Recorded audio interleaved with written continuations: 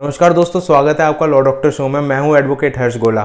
क्या आपके व्हाट्सएप में कभी इस तरीके का मैसेज आया है कि ये तो 5G का ट्रायल चल रहा है जिसकी वजह से कोरोना वोरोना जैसी कोई चीज़ नहीं है, 5G के ट्रायल की वजह से लोग मर रहे हैं। कुछ इसी तरीके का केस हमारे को दिल्ली हाई कोर्ट में देखने को मिला। जूही चावला जी 33 पार्टीज या 33 लिटिगेंट्स के साथ मिलकर उन्होंने केस फाइल किया मिनिस्ट्री ऑफ टेलीकम्युनिकेशन के अगेंस्ट, मतलब इंडियन गवर्नमेंट की जो मिनिस्ट्री है उसके अगेंस्ट।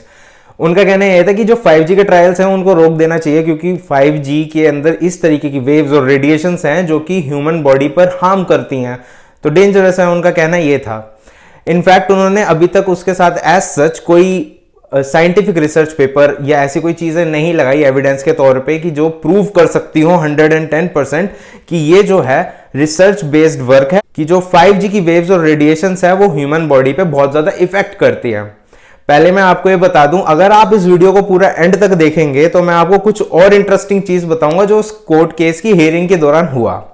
सबसे मजे की बात तो ये है कि गवर्नमेंट ऑफ इंडिया, जो कि इस टाइम अगर आम भाषा में बोला जाए तो बीजेपी के अंडर है, एक तरीके से बीजेपी की ही है गवर्नमेंट ऑफ इंडिया, तो मिनिस्ट्री ऑफ टेलीकम्युनिकेशन भी बीजेपी की ही हुई एक तरीके से, सेंट्रल गवर्नमेंट जिसे कहेंगे। तो अब उनके रिप्रेजेंटेटिव कौन है? कपिल सिब्बल जी, जो कि उनके घोर विरोधी रहे हैं।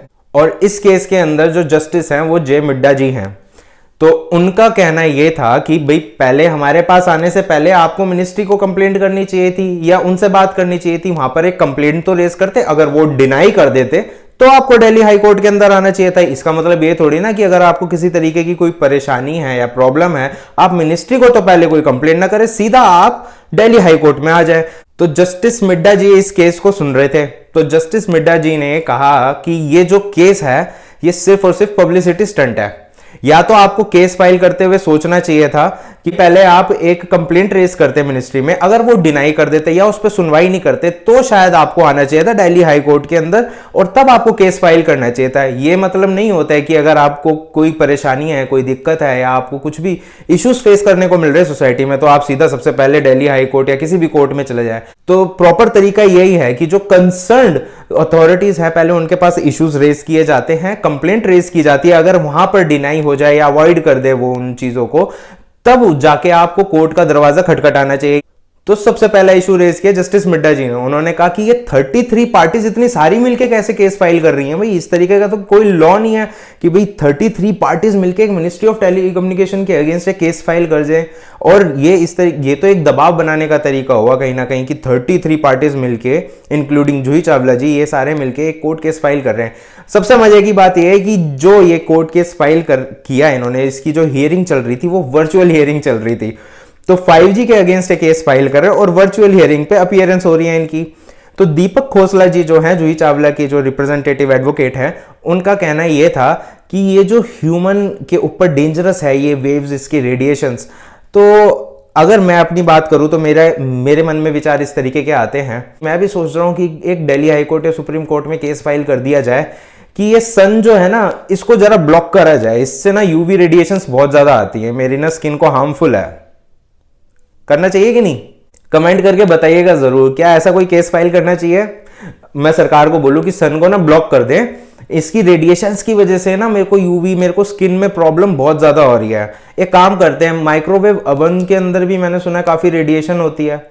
आपको एक चीज और मैं बता दूं, अगर हम 4G को फुल स्पीड में, जहां पर फुल कनेक्शन आ रहा हो, फुल सिग्नल आ रहा हो, अगर उसके फुल सिग्नल आ रहे होते हैं तो जो उसकी स्ट्रेंथ है वहां से लगभग 5G स्टार्ट हो जाता है।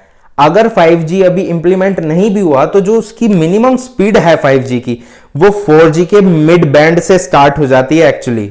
अगर आपके फोन में फुल स्ट्रेंथ अगर 4G सिग्नल आ रहे हैं तो it means you are using 5G network already, जो कि अभी बहुत वीकर स्टेज में है। जो टेलीकम्युनिकेशन के जो रिप्रेजेंटेटिव कपिल सिब्बल जी थे गवर्नमेंट ऑफ इंडिया की तरफ से, उनका कहना यह था कि ये जो प्रोजेक्ट है वो गवर्नमेंट ऑफ इंडिया का है।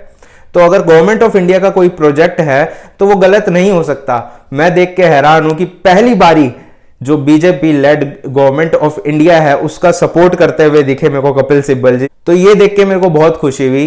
आखिर सीनियर एडवोकेट हैं वो, काफी बहुत एक्सपीरियंस्ड और लर्नेड एडवोकेट है कपिल सिब्बल जी। चाहे उनकी जिस मर्जी तरीके की विचारधारा हो, चाहे वो जिस मर्जी पार्टी को सपोर्ट करते हो, मगर एक एडवोकेट के तौर पे वो एक काफ़ी एक्सपीरियंस्ड और लर्नर्ड एडवोकेट हैं। तो जिस तरीके से उन्होंने गवर्नमेंट ऑफ इंडिया या टेलीकम्युनिकेशन मिनिस्ट्री को उन्होंने रिप्रेजेंट किया दिल्ली हाई कोर्ट के अंदर, उनका सपोर्ट करने की कोशिश करी, तो ये दिखाता है कि एक एडवोकेट का जो रोल होता है, जो उसकी ड्यूटी होती है, उन्होंने उसको पूरे अच्छे तरीके से फुलफिल करने की कोशिश करी। अब जूही चावला जी ने गलत हरकत क्या करी, उन्होंने क्या किया, उनके काफ़ी सारे लाखों या पता नहीं आई डोंट नो कि करोड़ों में मिलियंस फॉलोअर्स हैं उनके इंस्टाग्राम पे। तो जो वर्चुअल हियरिंग का लिंक था दिल्ली हाई कोर्ट का, उन्होंने अपने इंस्टाग्राम की प्रोफाइल पे शेयर कर दिया और वहां पर साथ में लिख दिया कि फील फ्री टू कनेक्ट। अब इससे क्या हुआ, जो लोग थे जिनका इस केस से कोई लेना देना नहीं था, कोई मतलब नहीं था, उन्होंने उस लिंक को यूज करते हुए उस दिल्ली हाई कोर्ट की वर्चुअल हियरिंग के अंदर घुस गए। अब जब घुसे ऐसे लोग, तो कुछ बदतमीज लोग भी थे जिन्होंने दिल्ली हाई कोर्ट की प्रोसीडिंग को दखलंदाजी करने की कोशिश करी, वहां पर जूही चावला जी के गाने गाए। तो इस तरीके की बदतमीजी पूर्ण हरकतें करना कोर्ट के अंदर या वर्चुअल हियरिंग में, कोर्ट प्रोसीडिंग में करना वैसे बहुत गलत था। आइए देखिए कि हुआ क्या था एक्चुअली। बार बार पता नहीं कहाँ से ज्वाइन किया हुआ बोलिए जरा एक्शन ले, आइडेंटिफाई करके जस्ट रिपोर्टेड टू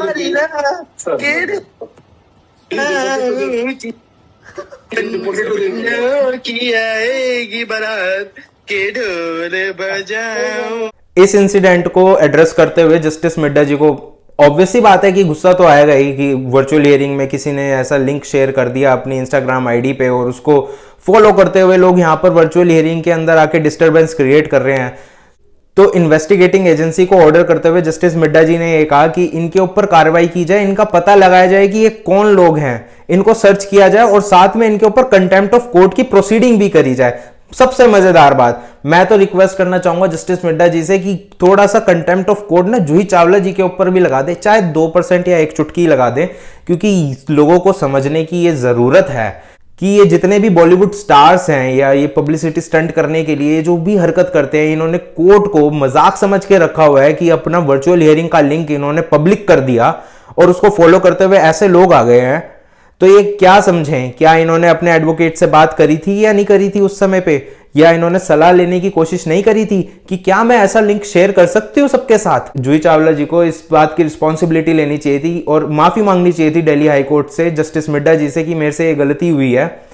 और अगर ऐसा नहीं होता है तो मेरे हिसाब से कंटेम्प्ट ऑफ कोर्ट की प्रोसीडिंग कहीं ना कहीं जूही चावला जी के अगेंस्ट भी होनी चाहिए और इनको पता चलना चाहिए कि कोर्ट्स मजाक नहीं है, यहाँ पर काम करने के लिए लोग आते हैं। और कोविड के टाइम पे दिल्ली हाई कोर्ट या सुप्रीम कोर्ट ने कितना अच्छा काम किया, हम सब देख के हैरान हैं कि इस समय पर भी justices, advocates front line worker की तरह काम करके सामने आए थे।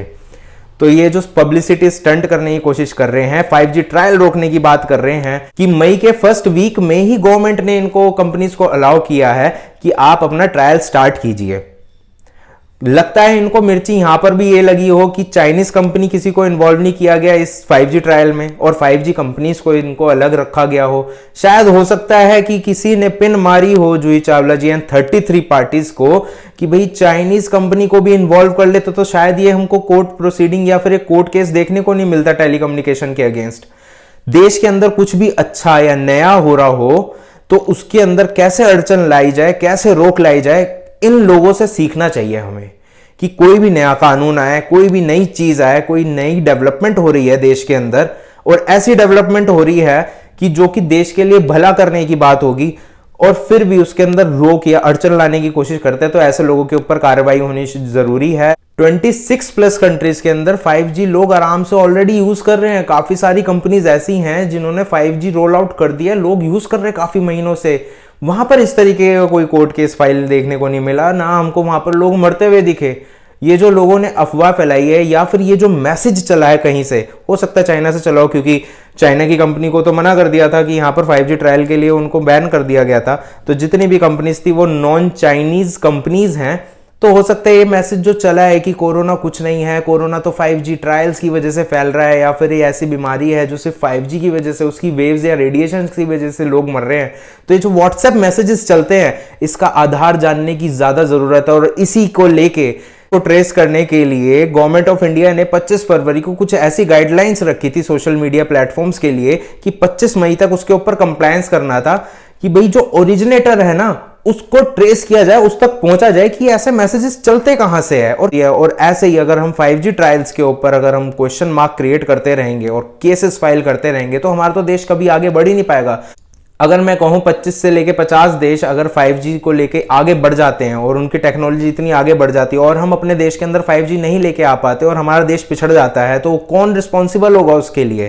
क्योंकि इतने महीनों से मैं तो देख रहा हूं कि कोई 5G वेव्स या रेडिएशंस की वजह से कोई लोग बाहर की कंट्रीज के अंदर तो मरा नहीं, किसी तरीके का ऐसा कोई केस देखने को नहीं मिला। तो आई होप कि मेरा ये मैसेज आप तक पहुंच गया होगा कि ऐसे मैसेजेस के ऊपर विश्वास नहीं करना। और ये जो जूही चावला जी ने कंटेम्प्ट ऑफ कोर्ट एक तरीके का किया, ये तो खैर डिसाइड करेंगे मिड्डा जी की ये कंटेम्प्ट ऑफ कोर्ट उनकी तरफ से था या नहीं था। बाकी जो कार्रवाई उन लोगों के ऊपर करी जा रही है जिन्होंने ऐसे गाने गाए थे उस कोर्ट प्रोसीडिंग के दौरान, उनके ऊपर तो खैर कार्रवाई होगी। अगर आपको मेरे व्यूज अच्छे लगे हों, अगर आपको मेरी ये वीडियो अच्छी लगी हो, ये जानकारी अच्छी लगी हो, तो please do like and subscribe my channel, share this video to your friends. मेरे को सजेस्ट करिए कि नेक्स्ट वीडियो किस टॉपिक में मैं बनाऊं। थैंक यू सो मच मेरी वीडियो देखने के लिए, और अपने दोस्तों को भी शेयर करें ये वीडियो को, मेरे चैनल को सब्सक्राइब करें, वीडियो को लाइक करें, और अगर मेरे व्यूज अच्छे लगे हैं तो मेरे साथ बने रहें, एक फैमिली का मेंबर बने ये लॉ डॉक्टर शो का। और आगे भी देखते रहेंगे इस तरीके की वीडियोस, थोड़ा सा इंटरेस्टिंग वे में बनाने की कोशिश करूंगा नेक्स्ट टाइम से। And thank you so much for watching law doctor show.